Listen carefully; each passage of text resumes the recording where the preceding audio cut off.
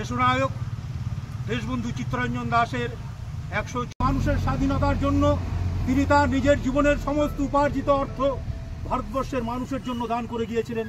সেভাবেই তার শ্রদ্ধেয় চিত্তরঞ্জন দাসের 156তম জন্মবার্ষিকী পালন করছি। বর্তমান সরকারের যে শিল্পনীতি তার মধ্যে বিশেষ করে বেঙ্গলে হওয়ার কারণে, পশ্চিমবাংলায় হওয়ার কারণের জন্য এটাকে ধীরে ধীরে ছোট করে নিয়ে আসা হচ্ছে এবং চিত্তরঞ্জনের ম্যান পাওয়ার আজকের দিনে 6000-এর থেকে কিছু বেশি এসে দাঁড়িয়েছে, যেটা খুবই দুঃখের বিষয়।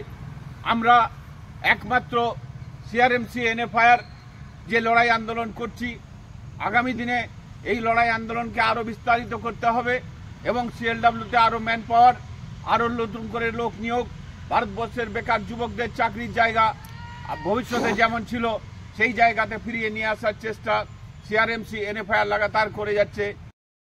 তার পিছনে একটা কারণ আছে। আপনারা সবাই জানেন যে এখানে সিএলডব্লিউ কিছু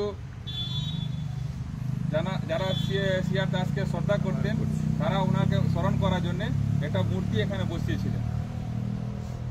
সেটা সিএলডব্লিউ প্রশাসন জোর করে এখান থেকে তুলে নেয়, কিন্তু আমরা এই পাশেই দেখছি যে কয়েকটা আরও মূর্তিগুলো আছে। সবাই আমরা সিআর দাস নামে এখানে রুজি রুটি করছি, এখানে আমাদের পরিবারকে দেখভাল করছি।